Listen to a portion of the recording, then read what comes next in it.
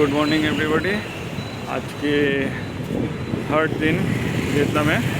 আজকে আমরা বেরিয়ে যাব হো চি মিন সিটি থেকে। বিকাল দিকে ফ্লাইট আছে ডানাংয়ের, আমরা ওখানে চলে যাব। তো তার আগে আজকে হো চি মিন সিটির লোকাল ট্যুরটা করতে চলেছি। কালকে তো দুটো জায়গায় দেখা হয়েছিল, জেড এম্পারার প্যালেস আর গুয়াকলাম টেম্পল। আজকে আমরা দেখব বাকি জায়গাগুলো। ওটা আছে reunification palace, general post office আর রেমন্যান্ট মিউজিয়াম। এর সাথে আমাদের লিস্টে আরেকটা ছিল নত্রডাম ক্যাথিড্রাল, বাট নত্রডামটা কালকে আমি বলছিলাম যে রিনোভেশনের জন্য বন্ধ আছে, তো ওটা মনে হচ্ছে না আমরা দেখতে পারবো। তো এখন বাজে সকাল 9টা, আমরা বেরিয়ে গেছি। প্রথমে যাব হচ্ছে রিউনিফিকেশন প্যালেসের দিকে। রিউনিফিকেশন প্যালেসটা আমার হোটেল থেকে ওয়াকিং ডিস্টেন্সেই পড়ে, ম্যাপ দেখাচ্ছে 550 মিটার। তো আমরা এখন হাঁটতে হাঁটতে চলেছি তো সেটার দিকেই। গেছি রিউনিফিকেশন প্যালেসে, ঠিক আছে। এটা আর আগে সাউথ ভিয়েতনাম যখন ছিল, ভিয়েতনাম ইউনাইটেড হওয়ার আগে, তখন এখানকার প্রেসিডেন্টের অফিস এবং বা রেসিডেন্সিয়াল কমপ্লেক্স হিসাবে এটা ইউজ হতো। আমার পিছনে বিল্ডিংটা দেখতে পাচ্ছ, এটাই হচ্ছে রিউনিফিকেশন প্যালেস। যখন এই যে আমার পিছনে যে গেটটা আছে, দেখতে পাচ্ছি না আমি স্পষ্ট, এই যে মেন গেটটা দেখা যাচ্ছে, ঠিক আছে। এই গেটটা দিয়েই নর্থ ভিয়েতনামের ট্যাঙ্ক 1975-এ ঢুকেছিল। তারপরেই ভিয়েতনাম যুদ্ধ শেষ হয়। That officially marks the end of Vietnam war, that day this tank entered this gate, ঠিক আছে। তো সেই কারণে এটাকে রিউনিফিকেশন প্যালেস বলে, কারণ যুদ্ধ শেষ হওয়ার পরই নর্থ ভিয়েতনাম এবং সাউথ ভিয়েতনাম ইউনাইটেড হয়ে একটা অ্যাজ এ ভিয়েতনাম জানা যায়। কিন্তু সমস্যা হচ্ছে আজকে এখানে মনে হচ্ছে অন্য কোনো দেশের কোনো অফিসিয়ালসরা এসছে, যার জন্য আমাদের এখানে আজকে ঢুকতে দিচ্ছে না। কিছুক্ষণ ওয়েট করছি, বাট মনে হচ্ছে না ঢুকতে পারবো। বাট এটার এন্ট্রি ফি ছিল, আমি আসার আগে চেক করেছিলাম, 1.5 লাখ VND, যা মানে আমাদের কারেন্সিতে হয় 500 টাকা, ঠিক আছে। কিন্তু দেখা যাক, কিছুক্ষণ ওয়েট করবো। যদি ঢুকতে না দেয় তাহলে আমরা পরের লোকেশন রেমন্যান্ট মিউজিয়ামে চলে যাব। সেটাও বেশি দূর না, এখান থেকে হাঁটা পথে 8 মিনিটের মতো, ঠিক আছে। তো দেখি কিছুক্ষণ ওয়েট করি, ততক্ষণ ছবিগুলো তোমরা এনজয় করো। আমাদের ওয়েট ফাইনালি ওভার। এরা অফিসিয়ালি বলে দিয়েছে যে আজকে আর ঢুকতে দেবে না আমাদেরকে। তো আমরা এখান থেকে চলে যাচ্ছি রেমন্যান্ট মিউজিয়াম। যে গেটটার কথা বলছিলাম, এই যে ঠিক আমার পিছনে গেটটা, এই গেটটা দিয়েই নর্থ ভিয়েতনামের ট্যাঙ্ক 30 এপ্রিল 1975-এ ঢুকেছিল, যেটা ভিয়েতনাম ওয়ার তারপরেই শেষ হয়ে যায়। Officially that is fall of South Vietnam. আরেকবার দেখিয়ে দিই পিছনের বিল্ডিংটা, এখনও দেখাচ্ছে উপরে, ঠিক আছে। তো চলো, এখনকার মতো এখানে আর কিছু দেখানোর নেই। আমরা এবার হাঁটতে হাঁটতে যাবো। যে বললাম 8 মিনিটের মতো ডিস্টেন্স রেমন্যান্ট মিউজিয়াম, সেটা ওই ভিয়েতনাম ওয়ারের ওপর অনেক কিছু থাকবে আশা করি। তো চলো দেখি কি আছে। আমরা কোর্ট চলে এসেছি আমাদের পরের সাইডে, এটা হচ্ছে রেমন্যান্ট মিউজিয়াম। আমার পিছনেই দেখতে পাচ্ছ, এটা টিকিট পড়েছে 40,000 VND, আর মানে ইন্ডিয়ান কারেন্সিতে ওই সামহার অ্যারাউন্ড 130-33 টাকা। আমার পিছনেই দেখতে পাচ্ছ আর্মি প্লেন, ট্যাঙ্ক, সমস্ত কিছু, ঠিক আছে। চলো এখন আপাতত ভিতরে ঢুকে দেখাই কী কী আছে।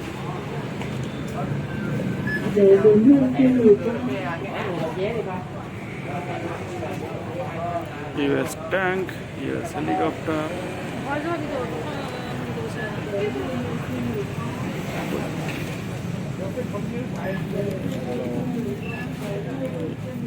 US bombing planes,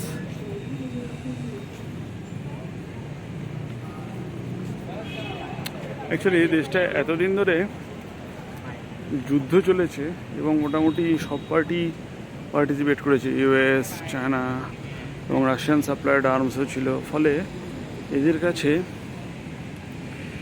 এই ধরনের প্লেন বা হেলিকপ্টারের ধ্বংসাবশেষ অনেক ইজিলি অ্যাভেলেবেল, ঠিক আছে। এটা আমি কম্বোডিয়াতেও দেখেছিলাম, যে পরিমাণ ওখানে আর্টিলারিজ এবং এই ধরনের প্লেন বা এগুলো পাওয়া গেছে, সেটা আমরা ইন্ডিয়াতে অতটা ভাবি না, ভাবতেই পারিনি কখনো এরকম পাওয়া যেতে পারে, ঠিক আছে। বাট এখানে তো দেখতেই পাচ্ছ ছড়াছড়ি, ঠিক আছে। ভিতরে গেলেও এরকম দেখতে হবে অজস্র বন্দুক, না ফাটা শেলস, তারপর বিভিন্ন রকমের বড় বড় বম্বস এসবগুলো থাকে। তো কাজেই বুঝতেই পারছো কত কী আছে। চলো এবার এক একটা করে ছবি দেখিয়ে নিই মডেলগুলো সব।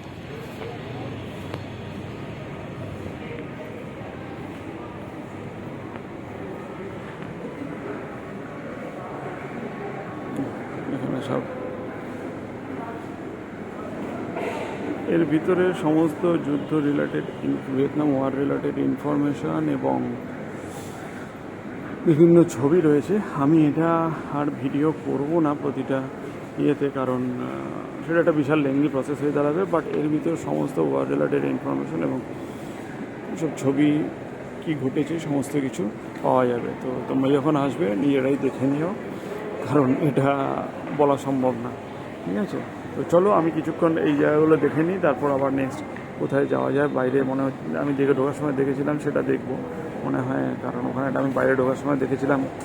আর ঠিক আছে, একটা জেল আছে, তো ওটায় ঢুকবো, তখন আবার দেখাবো জেলটা কীরকম। চলো আমি একটু তাহলে এই এরিয়াগুলো দেখি। এখন আমাদের এই ওয়ার মিউজিয়ামটা ঘোরা হয়ে গেছে, এখন বাজে 12:10, অলমোস্ট 2 ঘন্টা লেগেছে, 3টে ফ্লোর। কিন্তু সত্যি পুরোটা টাইম কীভাবে কেটে গেল বুঝলাম না, কারণ এত কিছু আছে যুদ্ধ রিলেটেড, কি ঘটেছে কি না ঘটেছে, ইউএস আর্মির অ্যাট্রসিটিস এবং তাদের এই সব কিছু নিয়ে, সমস্ত ওয়েপন্স, ওয়ার ভিকটিমস, এই সব নিয়ে পুরো 3টে ফ্লোর ভর্তি। তো টাইম আস্তে আস্তে কেটে যায়, ঠিক আছে। তো চলো এখানে একটা ইয়ে আছে যে ইমপ্রিজনমেন্ট সিস্টেম, মানে এদের এখানকার জেল। তো চলো ওটা একবার দেখাই, এই একই ক্যাম্পাসের ভিতরে ঢুকছি।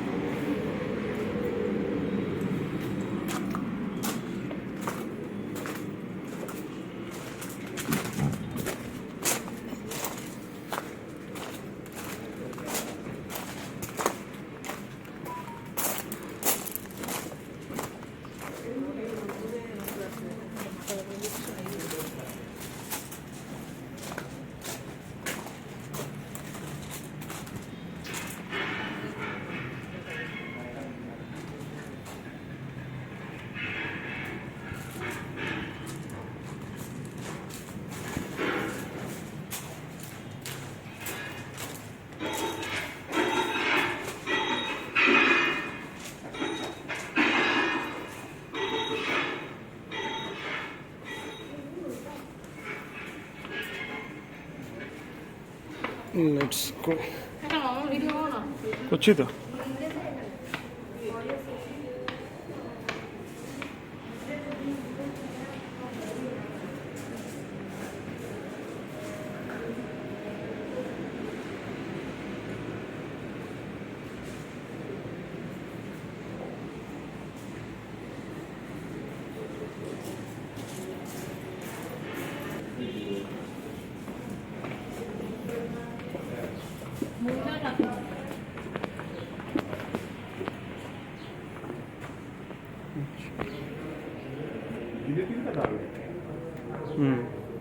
গিলেটিন প্রথম দেখবো।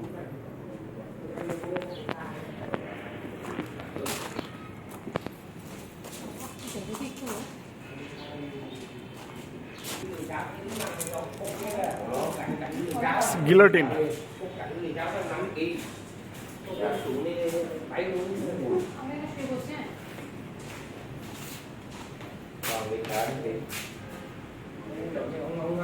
জানো কিভাবে কাটে? বলবো দেখাবো তোমাদের না, বলো। এইটা দেখালাম হচ্ছে এখানকার যুদ্ধের সময়ের জেল সিস্টেমটা। তো এই ওয়ার রেমনেন্ট মিউজিয়ামটা কভার্ড। এবার আমরা যাব নেক্সট আজকে হো চি মিন সিটির লাস্ট দুটো স্পট, যে জেনারেল পোস্ট অফিস আর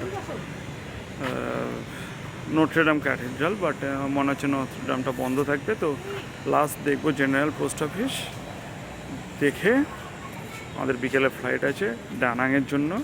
তো জেনারেল পোস্ট অফিস থেকে আজকের মতো এই ব্লগের পার্টটা ওখানেই শেষ করব, ঠিক আছে? তো চলো এখন আপাতত জেনারেল পোস্ট অফিস যাওয়া যাক। এটা এখান থেকেও ওয়াকিং ডিস্টেন্সেই আছে, একটু দেখে নিই কতখানি ডিস্টেন্স। এই রাফলি 1.5 কিলোমিটার আন্দাজ আছে, তাও একবার ভুলে গেছি, একবার দেখে নিতে হবে। রুটটা দেখবো, দেখে তারপর আবার বলছি। বেরিয়ে পড়েছি ওয়ার রেমনেন্ট মিউজিয়াম থেকে। ওখানে বসে একটু কফি খেলাম, ভিয়েতনামিজ কফির খুব নাম আছে। কফিগুলো সত্যিই অসাধারণ, বেশ একটু কড়া করে এবং একটু মিষ্টিও বেশি খায় এরা। তো কফি খেয়ে ফ্রেশ হয়ে বেরিয়ে পড়লাম। এখন আমাদের নেক্সট টার্গেট হচ্ছে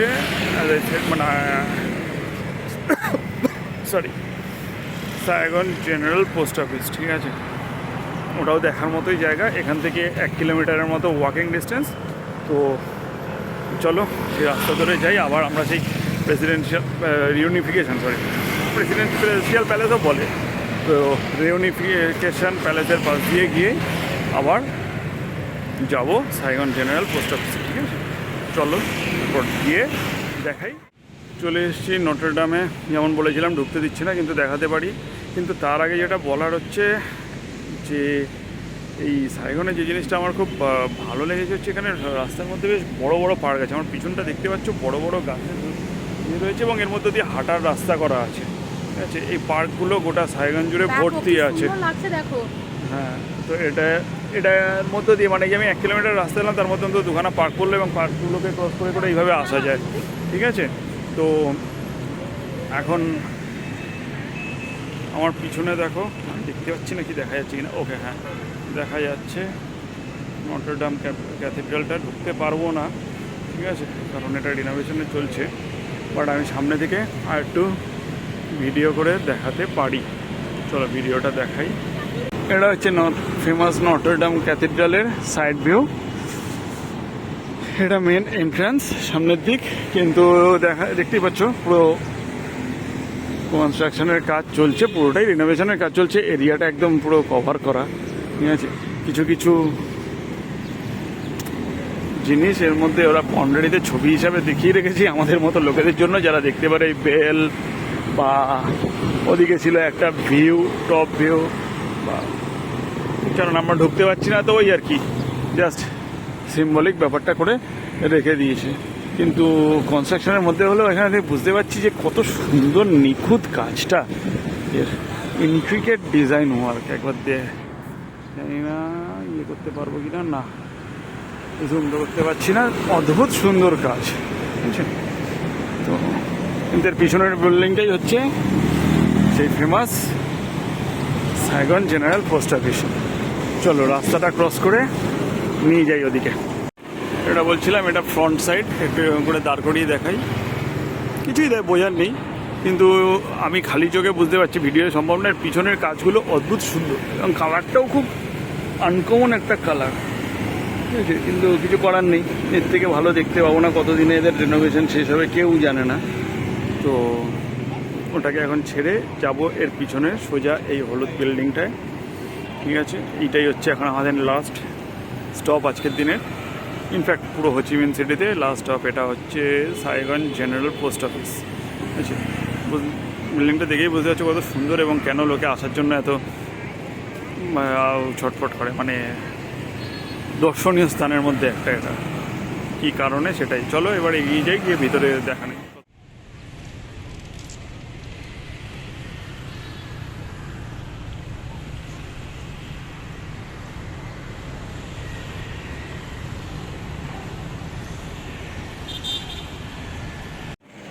এসে গেছি পোস্ট অফিসের সামনে।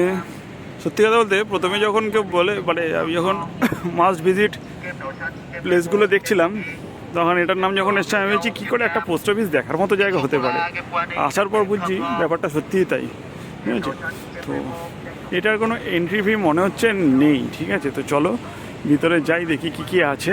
খুব বেশি হয়তো ভিডিও করবো না, আননেসেসারি লেংদি করে লাভ নেই। আমি জাস্ট ব্রিফলি বলে দেবো কী কী আছে, কারণ দেখার জায়গা নিজেরা এসে দেখলেই ভালো করবে। তাও ঢুকছি যখন বেসিক, আচ্ছা এই কারণেই এটা এত পপুলার, বুঝছি। সেলিংটা দেখো অসাধারণ। এরকম লাস্ট সেলিংয়ের এত সুন্দর কাজ আমি দেখেছিলাম রাশিয়া মেট্রো স্টেশনে। সুপার।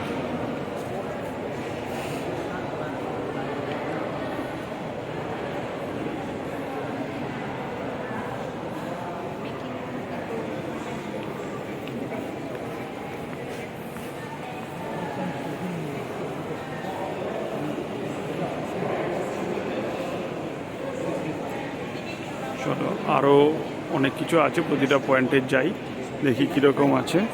ঠিক আছে, তবে মনে হচ্ছে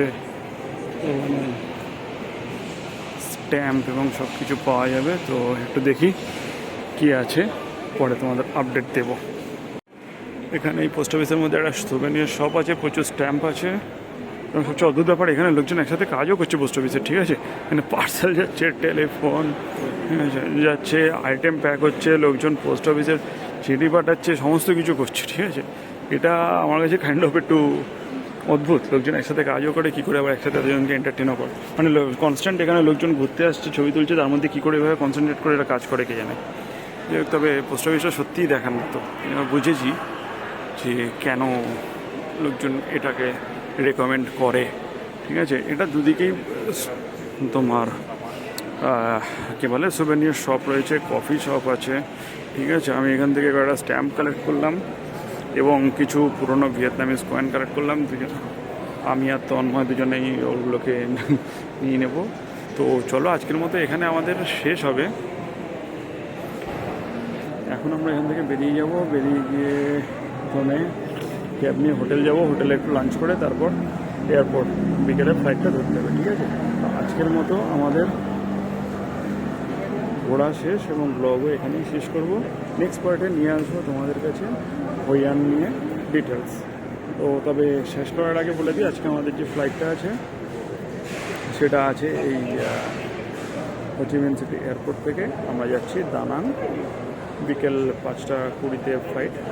ওটা অলরেডি পিছিয়ে 6:05 হয়ে গেছে, 1 ঘন্টা 20 মিনিটের জার্নি টাইম। তো রাতে মনে হয় না আজকে কি আর কিছু করা হবে। তো নেক্সট পার্ট নিয়ে আসবো আমরা হই আনের blog. Till then, bye bye. Ho Chi Minh city airport থেকে ফ্লাইট ছেড়ে দিল দানাংয়ের জন্য। সারাদিন রোদে ঘুরে শরীরটা ভালো লাগছিল না বলে দানাং এয়ারপোর্টে আমাদের কোনো ভিডিও করা হয়ে ওঠেনি। তো আমরা এখন দানাং এয়ারপোর্ট থেকে গ্র্যাব অ্যাপ বুক করে চলেছি 30 কিলোমিটার দূরে হই আন শহরে। গ্র্যাব অ্যাপ চার্জ করেছে 4,80,000 ভিএনডি। হই আনে থাকছি আমরা হোটেল রিভার সুইটসে। সেই সব ডিটেলস নিয়ে আমরা আসবো আবার পরের পার্টে। ততক্ষণের জন্য গুড বাই।